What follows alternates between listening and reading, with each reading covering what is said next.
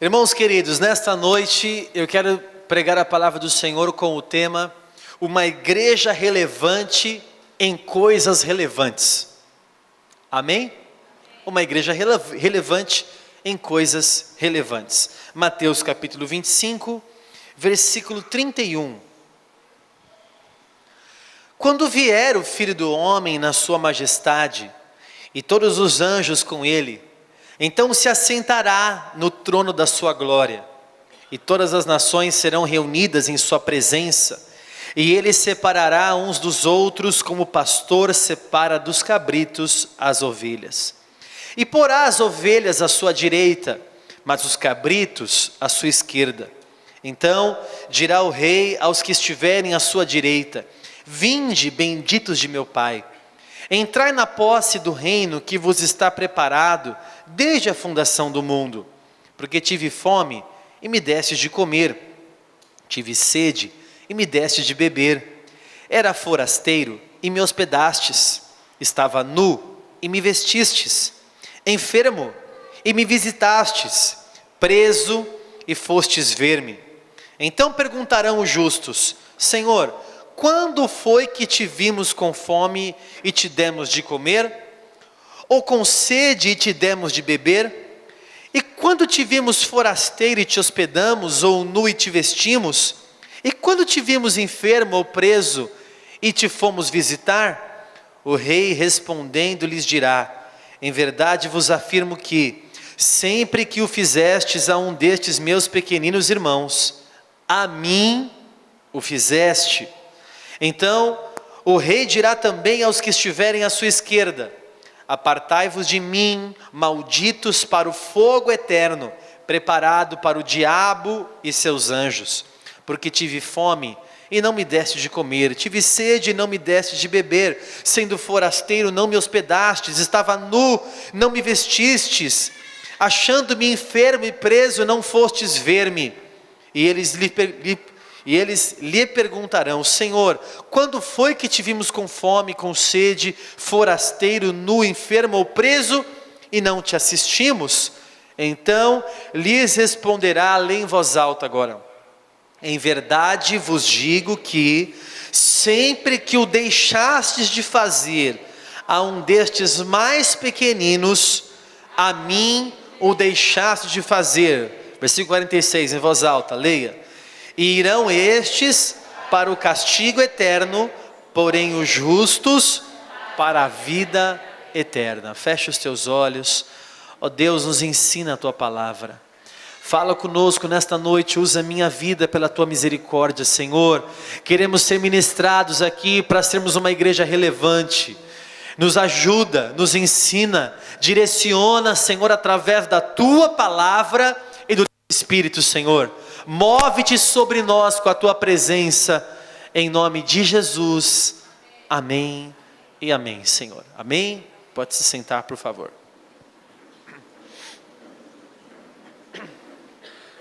Irmãos, nós podemos ser relevantes em tantas coisas, nós podemos ser notáveis em tantas áreas, e nem sempre muitas áreas serão tão relevantes. Eu posso ser relevante numa área, e essa área não ser relevante.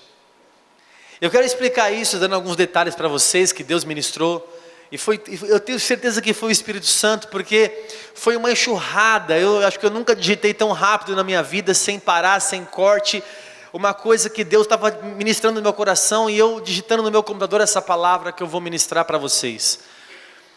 Quando era criança, eu tive muitas coleções. Meu pai sofreu comigo, comprando figurinha de álbuns de criança, de super-heróis. Na minha época era balões. Não sei quem lembra aquele álbum Sete Maravilhas, alguma coisa assim. E ela tinha muitos balões e a gente comprava figurinha. E eu sempre tive muita figurinha, então eu colecionava muitos álbuns de Copa do Mundo. Aí tinha todos aqueles jogadores de cada seleção, não sei quem já colecionou também. E aí a gente completava o álbum e eu tinha bolo assim de figurinha repetida, porque eles colocam mais repetidas do que as mais difíceis, né? E eu tinha uma coleção maravilhosa, quando eu olhava para aquela coleção era relevante, mas não era relevante para mais nada. Era relevante para mim, mas a coleção não era relevante para mais ninguém. Eu tinha uma coleção de maços de cigarro e caixinhas de cigarro, muitos maços de cigarro, muitos, de vários tipos. Meu padrinho trazia do Japão, e eu colecionava. Eu tinha a maior coleção do bairro, era febre, todo mundo colecionando maço de cigarro numa pasta. Eu tinha 2, 3 pastas com maço de cigarro, e era relevante, mas a coleção não era relevante. Era relevante para mim, mas não era relevante para nada. O que adianta eu ter uma coleção de maço de cigarro? Diga para mim. Eu não era crente, né? Estou tentando ser cada vez mais, estou aprendendo ainda. E eu tinha uma coleção de latinha de refrigerante e de cerveja em cima do meu armário da cozinha. Um monte de latinha, um monte. Olha, para falar a verdade, eu não sei onde foi parar. Nem a coleção, os álbuns que eu tinha. Eu não sei onde foi parar centenas de maços de cigarro raríssimos. Eu nem sei o que eu fiz com aquelas latinhas. Eu acho que a gente decidiu jogar fora. Está falhando aqui. Começou a falhar agora. Eu não sei se a gente jogou fora, não jogou fora aquelas latinhas. Parou? Não? Estou parando? Então, a gente quer ser relevante em algumas coisas, mas em outras coisas, a gente não entende o que é ser relevante de verdade. E o Senhor ministrou no meu coração que a igreja, ela tem que ser relevante em coisas relevantes. Porque a igreja pode ser relevante em coisas irrelevantes. Eu estou sendo muito prolixo e redundante naquilo que eu estou falando. Entenda o seguinte, a igreja pode ser relevante assim, nossa, puxa, eles têm uma mídia social maravilhosa. Poxa, a igreja é relevante no som que eles têm. A igreja ela é relevante nos números que ela oferece. A igreja é relevante no número de membros. A igreja é relevante porque nós temos uma câmera filmando e o pessoal está assistindo via YouTube, através do nosso canal do YouTube. Será que isso é ser uma igreja relevante aos olhos de Jesus? Será que essas áreas que nós somos relevantes, é a área que Jesus quer que nós sejamos relevantes? E eu fiquei pensando alguma coisa como dirigente da igreja que eu sou. Eu tenho orado para que Deus faça da nossa igreja uma igreja que seja relevante. Acho que eu vou falar umas 100 vezes hoje a palavra relevante. Que Deus faça de nós uma igreja relevante, mas em coisas que Ele sonhou que nós fôssemos atuantes. Em que Ele sonhou que a igreja realizasse aqui na terra. Eu fico pensando, se Jesus fosse o bispo desta igreja, como Ele conduziria esse rebanho, e o que Ele pregaria hoje, o que Ele fazia, o que Ele faria vocês fazer. Então eu quero subir aqui hoje e falar como Jesus falaria. Olha, nós somos a igreja do Senhor, e nós temos essa obrigação e essa incumbência. Nós temos que ser relevantes assim, assado. O que Jesus falaria hoje, e analisando as coisas que Jesus fez na Bíblia, não há nada do que Ele fez na Bíblia que fosse fútil. Jesus não foi relevante em nenhuma coisa fútil. Jesus não foi o líder da coleção de maço de cigarro. Jesus não foi o melhor, o que conseguia pular mais longe, 3 metros com apenas um salto. Jesus não foi um relevante com a sua melhor roupa. Jesus não foi relevante com o seu melhor músculo. Jesus não foi relevante com a sua melhor maquiagem, com a sua melhor barba. Ele foi relevante em coisas realmente relevantes, em coisas importantes, em coisas essenciais da vida. E às vezes nós cristãos queremos ser relevantes em algumas coisas. Eu posto uma foto no Facebook e eu quero ver quantos likes eu vou ter naquela foto. E a gente fica comparando. Eu sempre que eu faço isso, você também. Olha, 200, 300 curtidas. Poxa, você foi muito relevante. Começa a aumentar o número de amigos, você já se sente, poxa, eu estou famoso. Eu tenho 35 amigos. Né? Então quando você passa da marca dos 100, dos 200, você começa a olhar os números e você já se sente relevante. Em coisas que talvez não são tão relevantes. Em coisas que talvez não são tão importantes. A Bíblia fala que existe aqueles que correm atrás da coroa corruptível. Nós, porém, corremos atrás da incorruptível.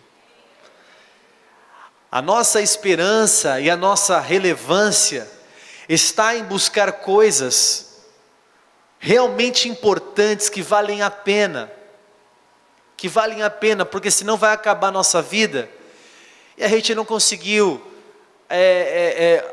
participar da nossa família, participar do nosso casamento, participar dos nossos filhos, fazer do meu ministério um ministério que tem fruto, um fruto importante para o reino de Deus. E hoje em dia, irmãos, em 2017, um pastor, ele não pode ser só pastor, infelizmente. Um pastor, ele tem que ser um administrador, ele tem que saber sobre som, ele tem que falar, ó, tá um pouco médio aqui, e é verdade, tá mesmo. Tá um pouco médio nesse meu retorno aqui.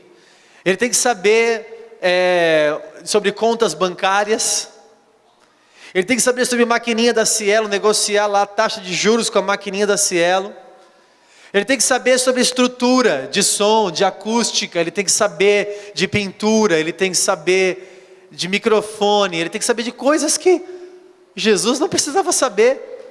Ele tem que saber de divisória, de ar-condicionado. Você quer me perguntar de ar-condicionado? Eu sei tudo já. Eu sei quantos BTUs uma pessoa produz. 600. 1 metro quadrado, 600 BTUs. Então uma pessoa num metro quadrado, 1.200 BTUs. Aí você tem que somar o número de pessoas com o número de metro quadrado para você saber comprar o ar-condicionado da igreja.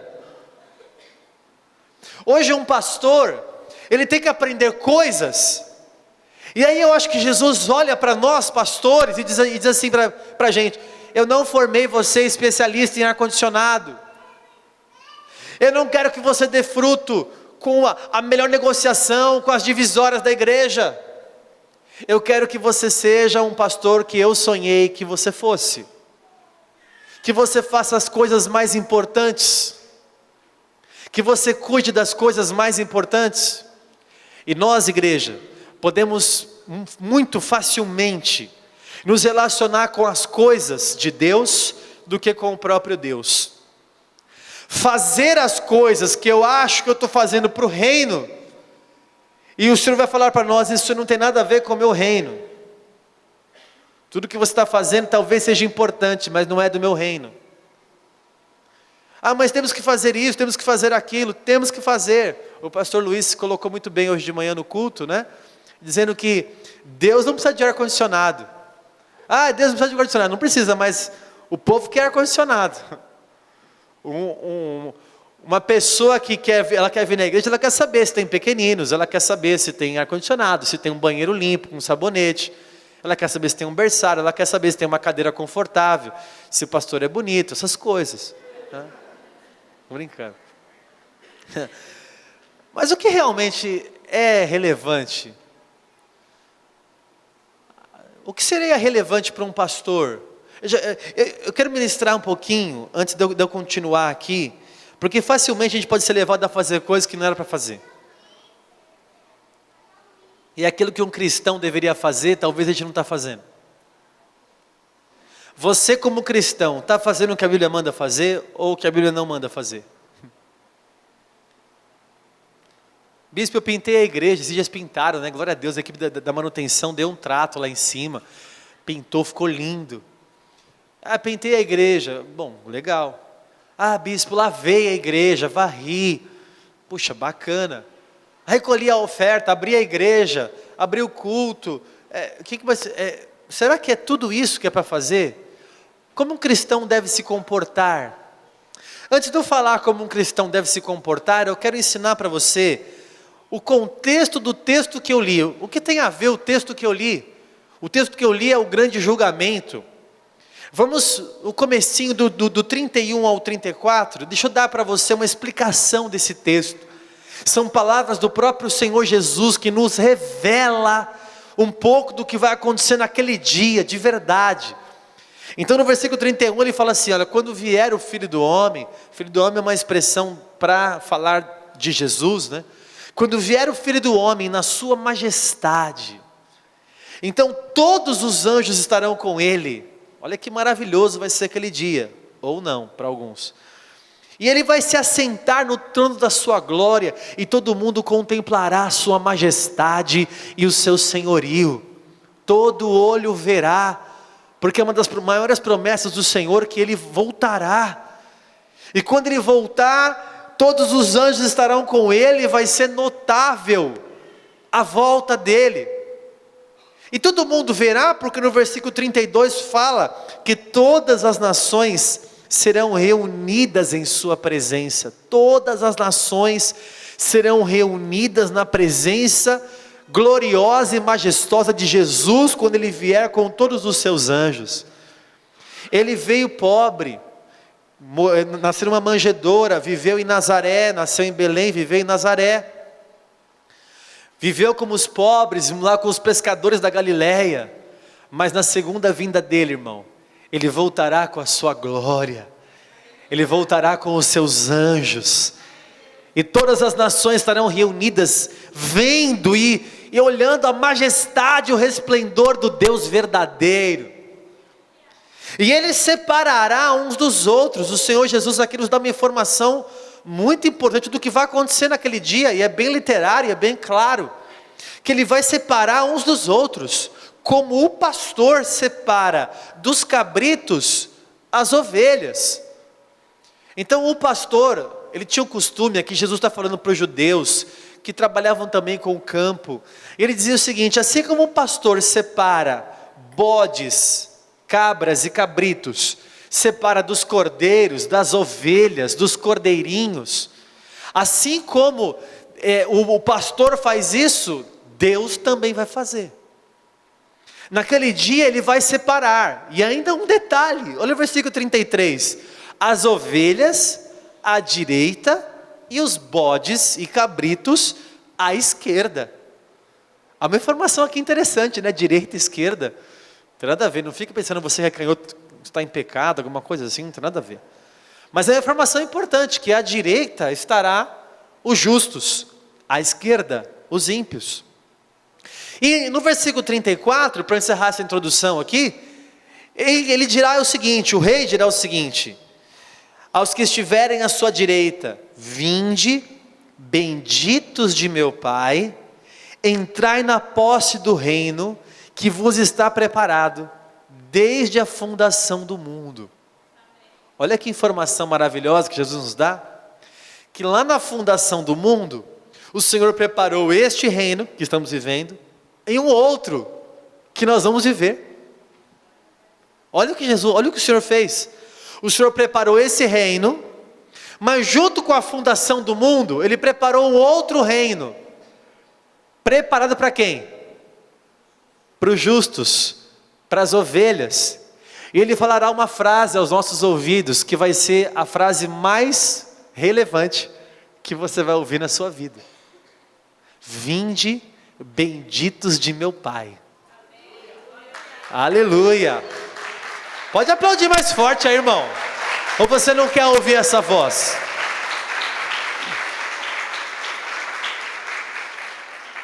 Tem duas frases que ele vai falar. Ou ele vai falar, vinde, benditos de meu Pai, ou apartai-vos de mim para o fogo eterno. Qual você quer ouvir? Mas ele vai separar. Então vem a voz do Senhor, ele vai dizer assim para você, vinde, benditos de meu Pai, para o lugar e para o reino que eu preparei para você, desde a fundação do mundo. Eu preparei um outro lugar para o diabo e os seus anjos, e para aqueles que foram rebeldes e bodes, mas para aqueles que obedeceram a minha voz, para aqueles que fizeram aquilo que realmente eu ordenei que fizesse, eu preparei esse lugar para eles. E eu vou mostrar aqui para vocês, agora, a partir do versículo 35, irmãos, porque do 31 ao 34, é uma coisa importante e relevante para você entender. O Senhor fala aqui sobre salvação. O Senhor fala aqui sobre vida eterna. O Senhor fala aqui de um julgamento, de separação de bodes e de ovelhas. Às vezes eu fico vendo pastores pregar tanta besteira, tanta heresia, uma teologia da prosperidade herege, falsa e motivacional, sendo que há coisas tão mais relevantes para ser pregado. Porque, irmão, se você veio aqui para ouvir que sua vida vai melhorar financeiramente, você está no lugar errado. Você tem que fazer um curso do Sebrae. Você tem que entrar no YouTube e assistir Érico Rocha. Você tem que fazer coaching, se você quer prosperar financeiramente. Deus me abençoa, mas tem que trabalhar, porque do suor do seu rosto você vai comer. Vou te dar o maior segredo de prosperidade que o homem poderia ter: receba. Acorde cedo e vá trabalhar. Essa é a melhor chave da prosperidade. E aí é óbvio, eu não sou tão cético assim, né? Eu sei que Deus abençoa, porque eu tenho vivido também a graça de Deus na minha vida, e Deus tem me prosperado pela sua graça. O que eu quero dizer para você é que numa pregação, imagina, eu vou pegar meu microfone aqui, com centenas de pessoas que nós temos aqui hoje no culto, eu vou falar para você que você vai vencer, as portas vão se abrir, você vai vencer. É isso. Jesus morreu numa cruz, para minha pregação se resumir a isso, a que você vai dar certo. Irmão, nós somos mais do que vencedores em Jesus, isso já há uma certeza no nosso coração. Eu quero saber da minha salvação, ou o que é mais relevante, ou o que é mais importante do que a sua salvação. O que é mais importante do que a sua salvação? Qual pregação seria mais relevante se não falasse para você de vida eterna? Querido, foi o que Jesus pregou a sua vida inteira, foi o que os apóstolos pregavam, foi o que os profetas pregavam. Mas agora, a partir do versículo 35, o Senhor começa a mostrar alguns comportamentos de como deve ser um cristão. Os comportamentos que eu vou mostrar a seguir aqui não trazem a salvação, porque ninguém é salvo por mérito, e ninguém é salvo por obras, para que ninguém se glorie, mas nós somos salvos pela graça, mediante a fé em Jesus Cristo. Efésios 2, versículo 8 e 9. Agora, quando eu vejo esse texto, que o Senhor fala, Ele separou aqueles que fizeram isso, e aqueles que não fizeram isso, dá a entender que quem faz isso vai ser salvo. Não é quem faz isso vai ser salvo, é que quem já é salvo faz isso. Você entendeu ou não? Eu não faço essas coisas para alcançar a salvação. Como eu já fui alcançado pelo Senhor, as obras e as boas obras exteriores é só um reflexo da transformação interior que já aconteceu na minha vida. Você entendeu? Então, uma pessoa que realmente foi transformada, que realmente é uma ovelha, porque o bode é o desobediente, e a ovelha é obediente, aquele que foi transformado, ele tem uma prática, e agora nós seremos confrontados nesta prática, irmãos, de verdade, porque Deus me confrontou nisso daqui. Então eu começo a analisar a palavra que eu vou pregar para mim mesmo hoje, e vou dizer assim, eu estou vivendo isso? Eu estou sendo relevante nas partes mais importantes que o Senhor quer que eu seja relevante? Ou eu estou sendo relevante no teu lugar? Eu estou sendo relevante como empresário? Ou eu estou sendo relevante como corretor? Eu estou sendo relevante como professor? Eu quero ser relevante nas coisas do reino de Deus. E aí ele começa a falar algumas coisas aqui. Primeira coisa que ele fala, ele nos ensina a dar comida e bebida. Então ele fala assim, tive fome e me deste de comer, tive sede e me deste de beber. Cristão verdadeiro, ele dá comida, ele dá bebida. Oi? Não entendi. Não entendi. Não. Isso é de Deus, amém. É de Deus. Como que eu posso pregar uma palavra aqui de um cristão? Nós vivemos o evangelho genuíno. Evangelho genuíno é suprir a viúva, o órfão e o estrangeiro. É ajudar o próximo. Muita coisa que o Cleiton falou aqui, ou ele leu a palavra antes que eu ia pregar, ou foi o Espírito Santo que falou com ele. Para ele ministrar o que ele estava ministrando aqui sobre ajudar o próximo. Eu não posso falar que eu prego o evangelho de Jesus se eu não alimento as pessoas como ele mesmo alimentou, porque por várias vezes Jesus parou e disse o seguinte: eles estão com fome, repartam o pão com eles. Por várias vezes ele parou e disse: dê comida para eles. Jesus fez isso e nos ensinou com a sua palavra a fazermos isso, a ajudar o próximo com comida. Com comida. É para ajudar o próximo com comida? É para ajudar. Se eu não ajudo ninguém do meu lado, não dou assistência para aqueles que estão passando fome, eu não posso dizer que eu estou vivendo o evangelho que Jesus ensinou. Uma igreja tem que ser relevante em coisas relevantes. Uma igreja que não é relevante na ação social, ela não é uma igreja relevante no conceito de Jesus. Você entendeu isso ou não? Uma igreja que não é relevante na ação social, não é uma igreja relevante aos olhos de Jesus. Porque Jesus ensinou que a igreja tem que ajudar o próximo. E eu fico pensando, nós estamos crescendo, graças a Deus. Ontem eu escutei e gravei, você vai ver a entrevista que eu gravei com o pastor Edson Rebustini. Nós fomos visitar a igreja dele há uns anos atrás, eu e a pastora, e no dia que nós entramos lá, ele falou: estamos com excursão para o sertão, você lembra disso? E ele falou que a mesma coisa, que ele está indo para o sertão e para o sul, para fazer missões, com carretas de alimento, com uma comitiva de 140 pessoas, 120, 130, que vão para o sertão, em cidades que tem uma igreja, para poder chegar lá, evangelizar, levar comida, bater na porta. Ele fala que lá eles chamam de feira, né? Ele fala: quer uma feira aí? Quer uma feira? As pessoas aceitam, eles entram nas casas, oram pelas pessoas e fazem algo relevante. O que a Praia Grande fala para nós? Será que a Praia Grande fala assim: essa igreja aqui, ela é relevante aqui nesse bairro? Não só pelo tamanho dela, porque daqui a pouco a gente vai estar num templo 5 vezes maior do que esse. Mas não é, poxa, que igreja imponente, que igreja suntuosa. Será que é assim que nós queremos ser conhecidos? As pessoas falam assim para mim: poxa, eu passo lá, está lotado sempre, hein, A gente quer ser reconhecido pelos números. A gente quer ser reconhecido pelo tamanho do templo. Ou a gente quer que a Praia Grande fale assim para nós: essa igreja aqui faz diferença nessa cidade.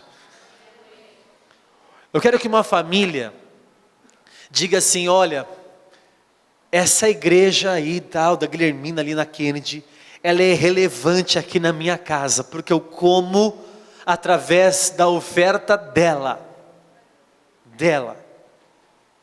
De uma igreja missionária, de uma igreja que entende as coisas mais importantes do reino, do que colecionar massa de cigarro, do que colecionar álbum de fotografia. Não que você não possa fazer isso, você pode fazer como brincadeira, mas não queira ser o que tem esse troféu. Eu tive muitos troféus. Eu tive troféu de Autorama, 3º lugar no Daytona, esqueci o nome lá, pai, das pistas.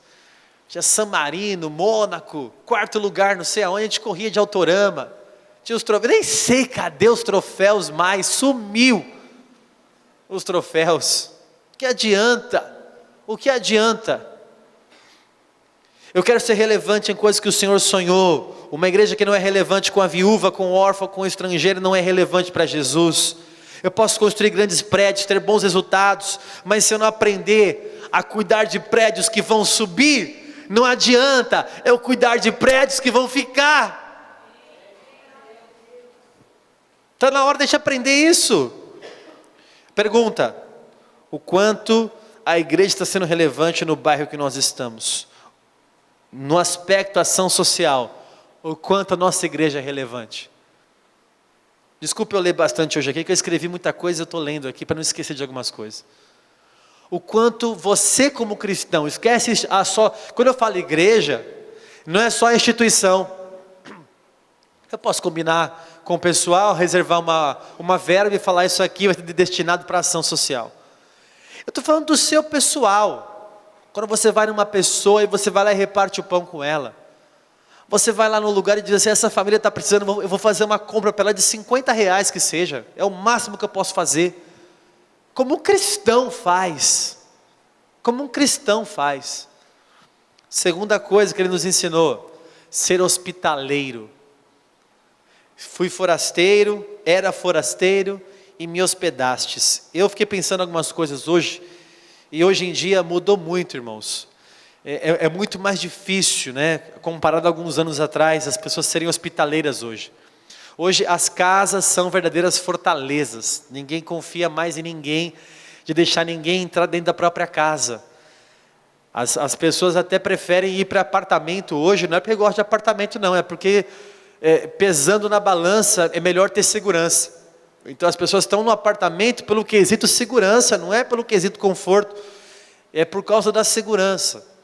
Abrir a casa hoje está muito mais difícil do que antigamente, né? Devido a este fator segurança que eu estou falando, a hospitalidade ficou para segundo plano.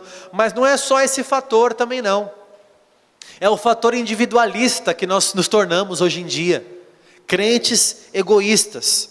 E eu fiquei pensando que nós vemos pessoas que não recebem mais ninguém em casa.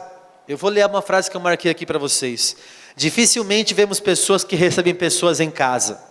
Não vemos mais missionários sendo acolhidos. Quando foi que na sua casa foi acolhido um missionário que veio de fora para pregar aqui na nossa igreja ou em alguma outra igreja? A gente não recebe mais nem profetas do Senhor na nossa casa. Desabrigados, que estão sem amparo. Quantas vezes você pegou um desabrigado e colocou na sua casa? Eu sei que é difícil de falar isso, mas é verdade, Jesus está falando isso na palavra, né? Até mesmo familiares, que às vezes ficam desabrigados, não encontram abrigo na nossa própria casa. Perceba como nós não estamos sendo hospitaleiros. Às vezes um familiar nosso passa necessidade, e na nossa própria casa nós não acolhemos esse familiar. Não é só daquele mendigo da rua. Às vezes é um irmão da igreja, às vezes é um irmão de sangue, às vezes é um missionário da igreja, um pastor, alguém que veio porque estava em missão. Será que a nossa casa hoje é uma casa hospitaleira? Nós nos relacionamos muito virtualmente com as pessoas, e eu marquei aqui a hospitalidade. A gente não está praticando nem no macro e nem no micro. Ou seja, as pessoas nem fazem mais aquele quarto, aquele puxadinho, igual a sunamita fez para receber o profeta ali, nem no micro, quando uma pessoa vai visitar a pessoa por horas. Vamos dar um exemplo aqui. Você não recebe nem pessoas na sua casa para morar lá 3 meses, como um lugar de refúgio, como um hospitaleiro deveria ser, como também você não recebe na sua casa nem uma visitinha de um irmão que você não abre a porta para ele. Não há mais chá, não há mais pizzas. Eu fiquei lembrando de algumas coisas aqui, o quanto nós somos relevantes nisso, porque às vezes a nossa casa ela é tão fechada e tão egoísta. Eu lembro quando a gente era pastor de Peruíbe e morávamos aqui na Praia Grande. E alguns jovens lá de Peruíbe passaram algumas tribulações. Uma mãe chegou para a gente e falou assim: olha, eu não sei mais o que eu faço com os meus filhos.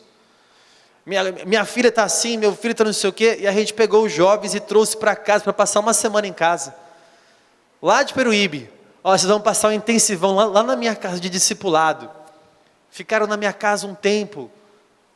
Já pegamos os jovens da dança uma vez acho que umas 12 meninas, 13, acho que a Renata é dessa época aqui, a Carla, foram dormir, a Bruna, não sei, foram dormir tudo no meu apartamento, um monte de colchão no chão, não tinha nem onde pisar, assim, fui passando, um monte para ficar lá, um tempo, sendo ministrado, como hospitaleiro. Eu lembro uma época também, do Estevão Hernandes, apóstolo da igreja Renascer em Cristo, que por um tempo da sua vida, abriu a sua casa para abrigar 12 drogados.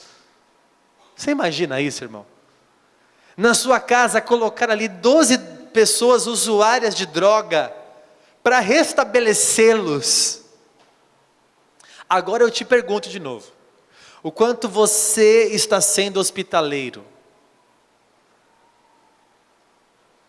Ser cristão e vir para a igreja e adorar a Deus com esse louvor maravilhoso, é fácil. Veja o silêncio que está aqui nessa igreja. Ser cristão em coisas gostosas, que nem sábado, noite de caldos, para casais, com o bispo Luiz Henrique. Ah, meu Deus do céu, sem pagar nada, você não vai pagar nada. Ah, gente, fala sério. Aí ser crente ali é fácil. Mas e quando bate alguém na sua porta e diz assim: eu preciso de abrigo, eu preciso de um lugar para dormir. É ser hospitaleiro, é ser hospitaleiro. O que aconteceu com a igreja, o que aconteceu com a gente não recebe uma visitinha às vezes para falar de alguma coisa, assistir um filme. Uma igreja que só se relaciona pelo grupo do WhatsApp da igreja, não pode ser assim. Terceira coisa, estava nu e me vestistes. Os irmãos da igreja cobrem uns aos outros. Um cristão verdadeiro, ele dá vestes, ele dá roupas. Irmão, vamos ser sinceros, quantas roupas há no seu guarda-roupa que você não usou nesse inverno ainda? Eu tenho umas 3 blusas lá de verdade que eu acho que eu não usei esse inverno. A gente tem tanta roupa às vezes que, seja sincero, não tem roupa que você tem que tirar do guarda-roupa só para lavar e voltar ali, porque você não usou, mas ficou embolorado. Você não usou tanto, você fala, tem que tirar daqui. Você vai lavar? Nem usei para lavar, eu vou ter que lavar sem usar, de tão embolorado que ficou. Mulheres, agora é mais para vocês também. Para que tanto sapato? Nem Salomão em toda a sua glória se vestiu e se calçou, parece uma centopeia, não é? Quantos pares de sapato você tem? Não, sinceramente é legal, mas precisa de tanto, sabendo que alguns não têm, que alguns irmãos da igreja não têm. Às vezes o irmão da igreja ganha R$1.000, um sapato está 100 conto. Você sabe que ele está endividado, que ele está passando dificuldade, você tem 50 pares de sapatos. Homem é um pouco mais fácil, porque homem tem um preto e um marrom, aleluia. Não é? Mas as mulheres, agora você abre o guarda-roupa, sério. Faça uma limpa no seu guarda-roupa, acha alguém na igreja, eu faço isso sempre. Há muitas pessoas aqui que utilizam minhas roupas, que nem sempre estão muito velhas.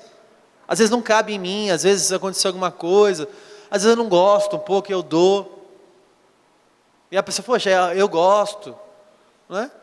Muitos na igreja usando meu sapato, roupas, por várias vezes nós já abrimos o guarda-roupa, às vezes eu olho alguém assim, aquela pessoa, quando é um pouco menor do que eu pego o mais baixinho e falo, olha essa camisa. Às vezes o sapato está um pouco apertado, que às vezes eu uso ou 41 ou 42, já anota aí para você comprar para mim, tá? Eu uso 41 ou 42, às vezes eu vou lá, compro 41, fica muito apertado. Aí eu vou caçando na igreja, quanto você calça? Quanto você calça? Quanto você calça? Quando bate no 41, eu falo, eu tenho um sapato para você. Alguns vão pensar assim, esse sapato é velho. Quando eu chego, o sapato está novo. Acontece. Eu já vi na igreja várias vezes o irmão falar assim: eu vou te comprar um sapato, e a pessoa entrar com uma sacola da Calã e dar para o outro fulano. Várias vezes eu vi isso acontecer. Eu não quero ter uma igreja como pastor que é relevante em números, mas que não consegue semear o sapato no irmão. Que vê o irmão sempre com a mesma roupa, tira sarro do irmão, fala: ei irmão, irmão da roupa amarela, ei, não larga essa roupa amarela, ei irmão. Nada contra o seu Eduardo que está de amarelo ali, né? Acho que só o seu Eduardo está de amarelo. Mas, ei, só tem esse amarelo. Ei, aí, olha lá de novo com essa camisa amarela. Em vez de você fazer isso, por que você não compra umas camisas para ele? Fale com o coração. Compra umas camisas, dá para essa pessoa. Ah, bispo, não tem que dar oferta na igreja? Dá a Deus o que é de Deus e dá a César o que é de César. Amém? Ame ao Senhor acima de todas as coisas. Ame o teu próximo como a ti mesmo. Então Jesus nos ensinou a ser relevante. Nos ensinou a ser relevante. O quanto a igreja está sendo relevante no inverno. O quanto as pessoas foram vestidas pela igreja neste ano. Porque Jesus ensinou isso aqui. Dá comida, dá bebida, seja hospitaleiro, vista as pessoas. É o que ele ensinou a gente fazer. O quanto? Talvez para um pastor ser relevante é usar um terno de grife, um Armani. Só que para Jesus ser relevante é você dar uma camiseta para o irmão. Talvez um teólogo da prosperidade vai se sentir relevante quando ele entrar com uma roupa Dudalina, com um sapato ou um tênis da Nike de R$1.000, ele vai se sentir relevante, ele vai testemunhar: Deus me deu esse terno, Deus me deu esse sapato. Só que para Jesus esse testemunho não é tão relevante assim. Para Jesus o melhor testemunho é assim: olha, em vez de eu ter um Nike de 1.000, eu tenho outro Nike de 200, e eu peguei os outros 200 e comprei para o meu irmão. Hoje os testemunhos das igrejas neopentecostais é uma lástima. Eu tinha uma casa, agora eu tenho 14. Eu tinha um carro, um Fusca, agora eu tenho uma BMW, uma Mercedes, eu tenho uma lancha. Isso aí. E aí eu tenho tudo. A Bíblia não conta esse testemunho. A Bíblia conta assim, ó: eu tinha uma casa, agora não tenho nada porque eu reparti com meu irmão. Glória a Deus. E não adianta ficar bravo comigo com essa palavra, porque é a Bíblia. Não adianta você achar que é o contrário, porque você aprendeu a prosperidade ao contrário. Não adianta você ficar bravo comigo. Me mostre na palavra que eu estou errado. Não adianta a gente querer pregar uma coisa mais gostosa do que essa. Não adianta. Bíblia é isso: repartir, doar, repartir e doar. Aleluia. É onde eu marquei, que eu marquei um negócio tão importante, agora não acho aqui. Não sei, depois eu vejo. Porque as pessoas falam assim: eu vim buscar uma bênção. Aliás, eu vim buscar a minha bênção. A Bíblia não ensina isso. A Bíblia ensina que eu sou uma bênção, se tu uma bênção. E há uma diferença muito grande em buscar a minha bênção e ser uma bênção. A primeira está relacionada em receber. A segunda está relacionada em dar. Eu te pergunto, é melhor dar ou melhor receber? Melhor dar do que receber. Ser uma bênção é muito melhor do que buscar a minha bênção. E a igreja neopentecostal tem ensinado isso: vai buscar a sua bênção, vai buscar seu milagre, vai buscar o que você quer. Eu estou aqui para buscar a unção, eu vim aqui buscar chaves, eu vim aqui buscar o sucesso. Ah, meu irmão, eu vim aqui me tornar uma bênção na vida de outra pessoa. Eu vim aqui receber nesse campo de concentração, no vestiário, para que eu possa sair para o campo e lá no campo eu exercer meu cristianismo. Eu vim para cá para me abastecer de como eu posso ser relevante na vida de alguém. Eu vim para cá ouvir uma palavra que vai me transformar internamente, lavar os meus pecados, limpar a minha vida, me conduzir numa vida cristã, para que eu mostre realmente Jesus através das minhas condutas e das minhas atitudes. Último lugar para encerrar: cristão faz visitas, porque o texto fala assim: estava enfermo e você foi me visitar, estava preso e você foi me ver. Glória a Deus pela capelania. Amanhã acaba o curso, né? E nós teremos várias pessoas formadas aí em capelania. Glória a Deus, porque é bíblico. Eu estava enfermo e você foi me ver. Irmãos, uma igreja tem que visitar os doentes, da própria igreja e de fora da igreja. Não dá para um irmão ficar doente e ele não receber uma visita. E não projete isso para o pastor, não. Porque a minha deficiência é tempo, e aqui nós estamos para cobrir a vida dos outros, não é? Então, vocês vão cobrir a minha deficiência. Talvez você tenha mais tempo do que eu. Oi? Mandar o quê? Amém, vou enviar, estou enviado já para fazer visita. Todos aqui estão liberados, porque a Bíblia manda você fazer visita e orar pelos enfermos, e visitar os enfermos. Quantas pessoas você conhece que mudam de igreja depois de uma enfermidade? Você já percebeu isso ou não?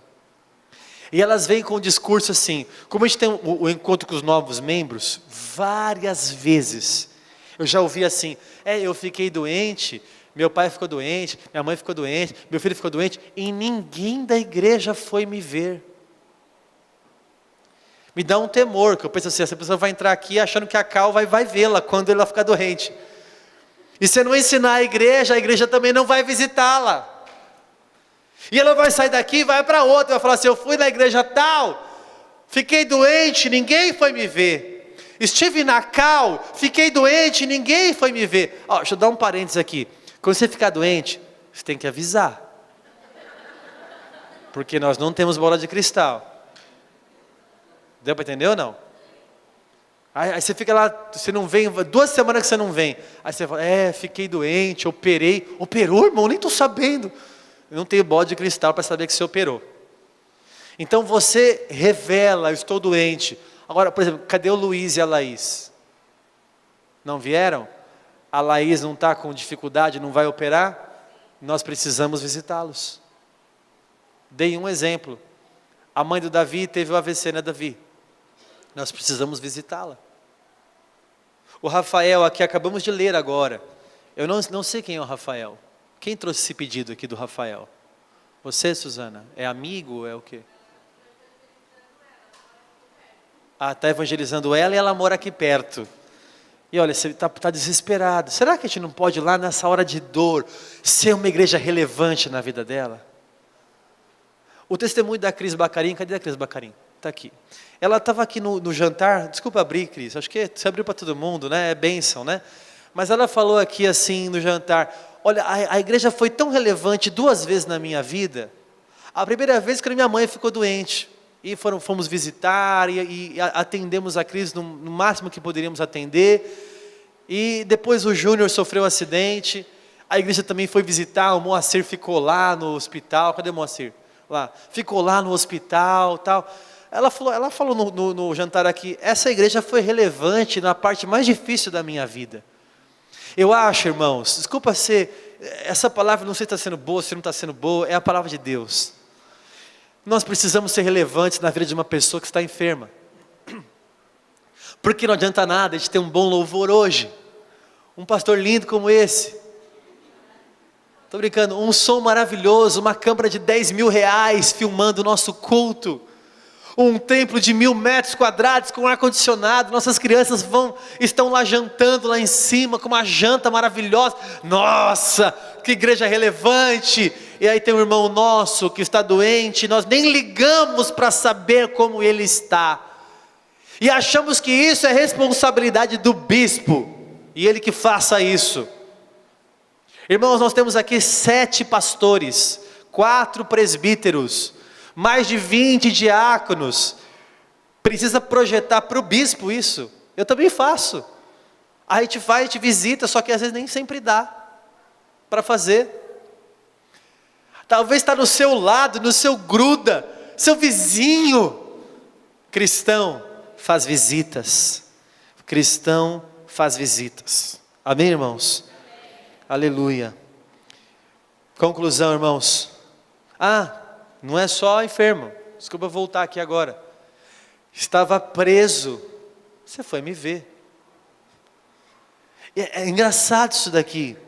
Eu fiquei pensando assim, o que falar de visitar o irmão preso? Talvez ele errou. Ele falhou. Está pagando pelo seu erro. Como nós tratamos um pecador? Nós visitamos o pecador? Ou excluímos ele da nossa vida? O quanto temos sido relevantes na restauração de um pecador? Uma pessoa que fala assim, eu caí, mas veio um irmão aqui e me levantou, porque a palavra de Deus fala que quando um cair, o outro levanta. Será que somos uma igreja restauradora, remidora, perdoadora, misericordiosa, relevante daquele que caiu? A pessoa caiu, ela está presa, ela errou, e agora? Agora eu sou justo. Ovelha, viu? Ovelha, bode, é assim? Aí ele está lá preso, arrependido, e você está aqui rebelde. Aí ele está lá fazendo a obra do Senhor, e você está aqui achando que ser relevante é ter um relógio importado. Acho que relevante é levantar as mãos e adorar a Deus na beleza da sua santidade. Nós precisamos ser uma igreja transformadora e missionária. Irmãos, esse ano é o ano da nossa igreja ser uma igreja missionária. Essa palavra veio de encontro lá no começo do ano para a gente. Nós precisamos sair daqui, centenas de pessoas espalhadas por essa cidade, e fora também da cidade, para atuar no meu vizinho, na escola, na comunidade, no meu trabalho, na faculdade, no gruda. Nós precisamos evangelizar. O Clay está com uma ideia de evangelismo. A capelania está aí, é hora da gente fazer o que Jesus mandou a gente fazer. A gente vai nos hospitais, a gente vai nas casas, a gente vai vestir as pessoas. A ação social está aí clamando todo dia: traga alimentos, traga alimentos, traga alimentos. E nós não montamos uma igreja para montar um império pessoal. Eu não quero montar uma igreja e falar assim: nós temos 200 mil no banco. A gente quer montar uma igreja que vai ser relevante numa cidade como Praia Grande e vai mudar a vida de algumas pessoas pelo menos. Aleluia!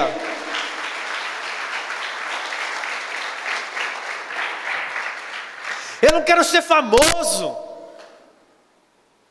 Eu não quero no topo. Tiraram uma foto lá da gente, lá no Café dos Pastores, colocaram assim embaixo: só os feras. Estava eu, o pastor Edson Rebustini, o bispo Luiz Henrique, o pastor da Peniel lá, o pastor Newton. Aí colocaram embaixo: só os feras. Não quero ser conhecido por fera. O que é? Fera neném? O que é isso aí? Eu quero, quando chegar diante do trono branco do Senhor, Ele falar assim para mim: vinde, bendito do meu Pai. Aleluia. Aí eu quero ser famoso. Eu quero ser famoso porque Ele olhou para mim e disse: eu conheço você, cara. Jesus, da onde? Pô, daquela igreja lá. Eu ouvi muitos testemunhos a seu respeito. Eu te conheço. E você já não conhece, nem sei quem é. Não vos conheço. Mas eu fiz milagres. Eu orei em línguas. Eu expulsei demônios em teu nome. Apartai-vos de mim.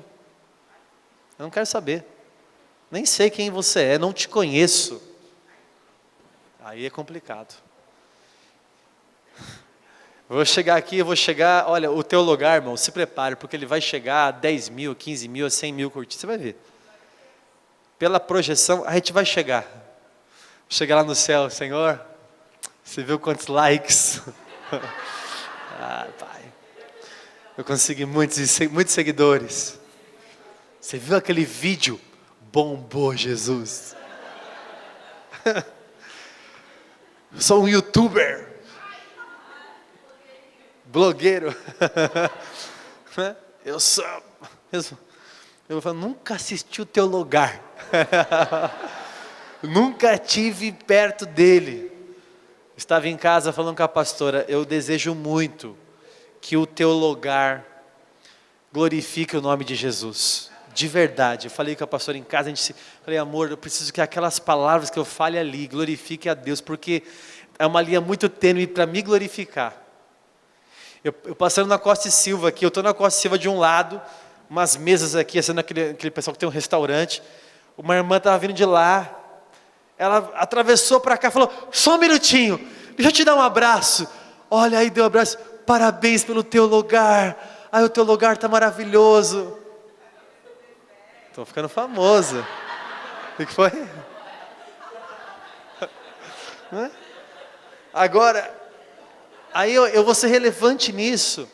É uma linha muito tênue. Eu estava no café ontem, todo mundo, eu estou assistindo lá o teu lugar está legal, o teu lugar. É você conhecido pelo teu lugar. Eu vou passar o dia inteiro nas redes sociais compartilhando o teu lugar, respondendo perguntas do teu lugar. Meu irmão, eu não fui chamado para poder ficar compartilhando coisas do teu lugar. Eu fui chamado para vestir o enfermo. Para vestir... Deixa eu tomar uma água e depois... Ri que a praga pega. Se você que está no YouTube assistindo e você está rindo... Tô brincando. Eu estava nu e aí eu vesti, né? É o texto. Eu fui chamado, não é para ganhar curtidas. Eu fui chamado para vestir o nu. Para visitar o enfermo e o preso, para dar comida e bebida àquele que está necessitado. Faltou um. E para ser hospitaleiro àqueles que são forasteiros. Amém, irmãos? Aleluia. Glória a Deus. Vou encerrar. Ele termina o texto falando assim, quando você não faz isso, você é o bode. E vão perguntar quando? Quando você não fez para os mais pequeninos irmãos, você não fez para mim também. Então você vai apartar, versículo 46. Vamos ler o 46? Só para mim. 46. E irão estes para onde? Para o castigo eterno. Porém os justos para a vida eterna. Deixa eu ser um pouco teólogo nesse versículo aqui. Há alguns que falam que quando você for condenado, você não, mas quando a pessoa for condenada, ela vai morrer ali. E não vai ficar sofrendo a vida inteira. Né? Quem fala isso são os aniquilacionistas. Por exemplo, o adventismo crê que a pessoa vai morrer e não vai ficar sofrendo. Mas perceba bem aqui. Irão estes para o castigo eterno, porém os justos para a vida eterna. A vida é eterna? Vida eterna é eterna? Então no mesmo versículo, a vida é eterna, mas o castigo não é eterno? É o mesmo termo no grego que ele usa? Aion. É o mesmo termo grego. Quer dizer, para a vida eterna é eterna, mas para o castigo eterno não é eterno? A mesma palavra, no mesmo versículo? Não, aqui morre, ali vive assim, não. Ali não está falando isso. Está falando de castigo eterno, fogo inextinguível, quer dizer que não se apaga. O versículo 41 fala fogo eterno, fogo inextinguível. Põe lá no 41 para ver se é isso mesmo. Se eu errei, agora vai ser ao vivo. É isso mesmo, apartai-vos de mim, malditos, para o fogo eterno. Em algumas versões, fogo inextinguível, que não se apaga. Eu acho que é relevante a gente pensar sobre salvação. Eu acho que está na hora da gente mudar um pouco o nosso pensamento. Última frase do culto: sejamos relevantes no que há realmente relevância. Amém? Glória a Deus.